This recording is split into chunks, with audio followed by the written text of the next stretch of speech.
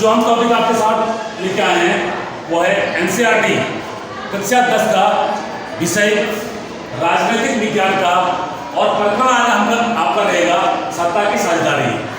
सबसे पहले हम समझने की कोशिश करेंगे कि सत्ता की साझेदारी किसे कहते हैं। देखिए, सत्ता की साझेदारी का अर्थ भी दो तरह से निकलता है। एक तो वह है कि सत्ता में हम साझेदार हैं या नहीं हैं। साझेदार पार्टनरशिप एक सत्ता की साझेदारी ये है, और दूसरी सत्ता की साझेदारी का अर्थ ये है कि सत्ता में सभी लोगों का प्रतिभाग करना, यह सत्ता की साझेदारी कहलाएगा। तो कहने का अर्थ ये है, सत्ता की साझेदारी से हम लोग को लोकतांत्रिक फीलिंग आती है। लोकतांत्रिक फीलिंग का अर्थ ये है कि हाँ, एक सत्ता को पाने के लिए एक सत्ता में यदि जातिगत आधार पर या धर्म के आधार पर या अन्य आधारों पर सभी वर्ग के लोग अपनी सत्ता में जुड़े हुए हैं, तो कहने का अर्थ ये है सत्ता के साझेदार सभी साझेदार हैं। यदि सभी सत्ता के साझेदार होंगे तो किसी की भावनाओं को ठेस नहीं पहुंचेगा। क्यों? क्योंकि सत्ता में बैठने वाले एमएलए और एमपी सभी वर्ग के होंगे, सभी जाति के होंगे, और इनके द्वारा बनाया गया कानून सभी वर्ग के लिए हितकारी साबित हो सकता है। इसलिए सत्ता की साझेदारी, मैं यहाँ पर लिखा हूँ सत्ता की साझेदारी क्यों जरूरी है। इसलिए आपस में भाईचारे को बढ़ाने के लिए, लोकतंत्र की भावना को पैदा करने के लिए सत्ता की साझेदारी जरूरी है। पहला टॉपिक आपका ये रहा कि सत्ता की साझेदारी क्यों जरूरी है और सत्ता की साझेदारी किसे कहते हैं। फिर से एक बार बताऊंगा मैं, सत्ता की साझेदारी का अर्थ है सत्ता में यदि अनेक वर्ग के लोग, अनेक जाति के लोग या अनेक क्षेत्र के लोग एक साथ मिलकर सत्ता को चला रहे होते हैं, तो वह आपकी सत्ता की साझेदारी के अंतर्गत आएगा। अब मैं बात करूंगा श्रीलंका में बहुसंख्यकवाद। आज तो हमारा चैप्टर है सत्ता की साझेदारी, यह है आपका श्रीलंका में बहुसंख्यकवाद। देखिएगा, श्रीलंका एक देश है, श्रीलंका एक देश है, यह एशिया महाद्वीप का एक देश है, और यह द्वीपीय देश है। यह भारत के दक्षिण में स्थित तथा श्रीलंका में बहुसंख्यकवाद। अब जो श्रीलंका है, यहाँ दो प्रकार के या दो तरह के भाषा बोलने वाले लोग यहाँ रहा करते थे, जिसमें तमिल और सिंहली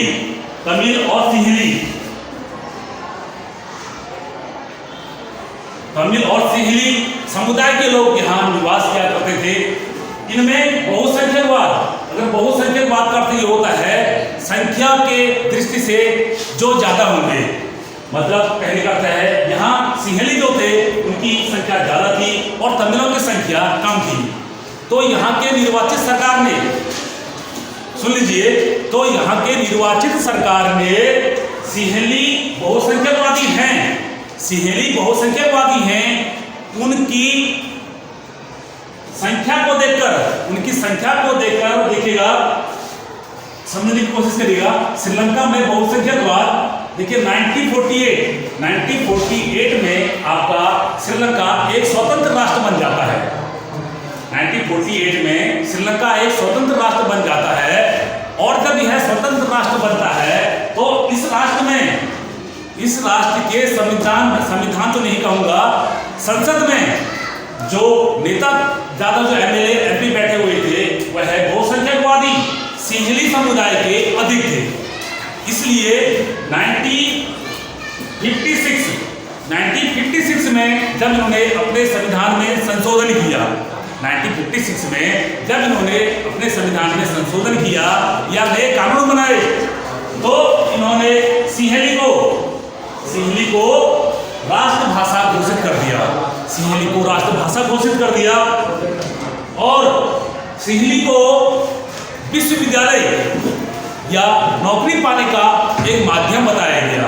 तो इसमें क्या हुआ, जो हमारा विपक्ष मीन्स आपका तमिल समुदाय के लोग थे, उनको नाराजगी झेलनी पड़ी और आपस में एक टकराव की स्थिति उत्पन्न हो गई।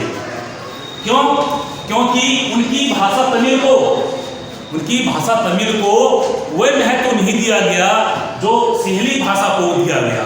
क्योंकि सिंहली को राष्ट्रभाषा घोषित कर दी और जो तमिल वर्ग था, तमिल वर्ग के ऊपर भी यह भाषा को थोपा गया।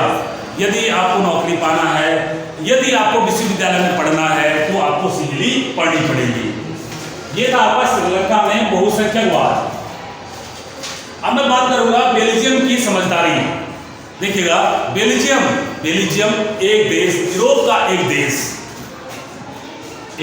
है और बेल्जियम ने यह समझदारी दिखाई जब वो अपना संसद के द्वारा नियम कानून बना रहा था, तो उसने श्रीलंका से परे जो काम श्रीलंका ने नहीं किया, उससे परे उसने कानून बनाना शुरू किया तथा 1970 से 1993 के बीच अपने संविधान में 4 संशोधन किए। कितने संशोधन किए? 4 संशोधन किए। और संशोधन क्या थे? संशोधन जो श्रीलंका में बहुसंख्यकवाद में जो यहाँ नियम बने, इसके विपरीत था। क्यों? क्योंकि श्रीलंका में जो एक ऐसा समुदाय जिसको बेगानापन का महसूस हो रहा था। जैसे हम बोलेंगे तमिल जो वर्ग था, तमिल वर्ग को ये लगता था कि हमें इतना महत्व नहीं दिया जा रहा है, जबकि सिंहली को राष्ट्रभाषा बना दिया गया। और बेल्जियम में जातिगत आधार और क्षेत्रीय आधार या विविधता, जितनी विविधता है उनको छोड़कर सबके लिए एक सा कानून बना दिया गया। क्योंकि जो यहाँ संसद में बैठे थे या बैठेंगे बेल्जियम में, वह बराबर होंगे, भाषाई आधार पर बराबर होंगे, क्षेत्रीय आधार पर बराबर होंगे। क्यों? क्योंकि सब में एकता लाई जा सके। बेल्जियम ने वो काम किया जो श्रीलंका ने नहीं किया। अब मैं बात करूंगा नियंत्रण और संतुलन की व्यवस्था। ये वो बच्चे भी देख लें जो कल जिन्होंने प्रेजेंट जो कल नहीं थे। संतुलन, नियंत्रण और संतुलन की व्यवस्था होता क्या है? देखिए,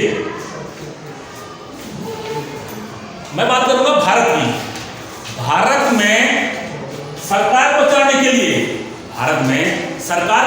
के लिए संसद के साथ साथ 3 अंग, जिसमें हमने बात की थी कार्यपालिका, देखिएगा, कार्यपालिका और विधायिका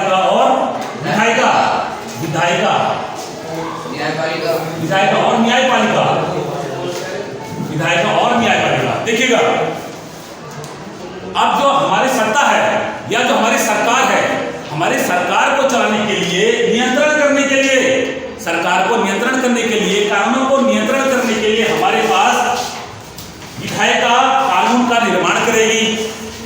विधायिका सत्ता को चलाने के लिए कानून का निर्माण करेगी तथा कार्यपालिका उन के द्वारा बनाए गए कानूनों को लागू करेगी तथा न्यायपालिका उसमें यदि उसमें कोई प्रॉब्लम आती है, उस प्रॉब्लम को वह दूर करने में अपना सहयोग करेगी।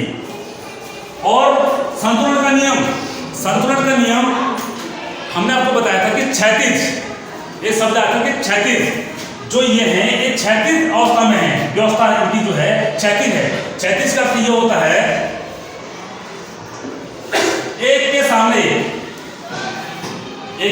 एक 36। हमने आपको बताया था एक 36 होता है, एक ऊर्ध्वाधर होता है। कल हमारी बात हुई थी ऊर्ध्वाधर। अब ऊर्ध्वाधर किसे कहेंगे? देखिएगा, ऊर्ध्वाधर का सबसे अच्छा एग्जाम्पल किसका है? न्यायपालिका का। देखिए, हमने आपको बताया जिला कोर्ट, फिर हमने आपको बताया राज्य का कोर्ट, फिर हमने आपको बताया कौन सा? Supreme court. जो ये कोर्ट है, ये ऐसे ना होकर, एक दूसरे के सामने ना होकर, एक दूसरे के ऊपर। ये ऊर्ध्वाधर, ये लंबी जा रही है, और 36 एक दूसरे के सामने जा रही है। यही इन दोनों में डिफरेंस है। अब मैं बात करूंगा एक नए टॉपिक की, दबाव समूह। देखिएगा, दबाव में से होता है प्रेशर, समूह में से होता है ग्रुप। ऐसे ग्रुप या ऐसे समूह हमारे समाज में या राज्य में ऐसे समूह या ऐसे ग्रुप जो सरकार पर अपने कार्य को बनवाने के लिए दबाव डालते हैं, वह प्रेशर ग्रुप या दबाव समूह कहलाते हैं। जैसे हमने देखा शिक्षक संघ या किसान संघ, या हमारे देश में अनेक ऐसे संघ हैं जो धरने प्रदर्शन कर रहे होते हैं। उनका उद्देश्य सरकार को गिराना नहीं या सरकार को नीचे दिखाना नहीं, बल्कि एक विशेष समुदाय के हित के लिए वह आवाज उठाते हैं, आंदोलन करते हैं, धरना देते हैं।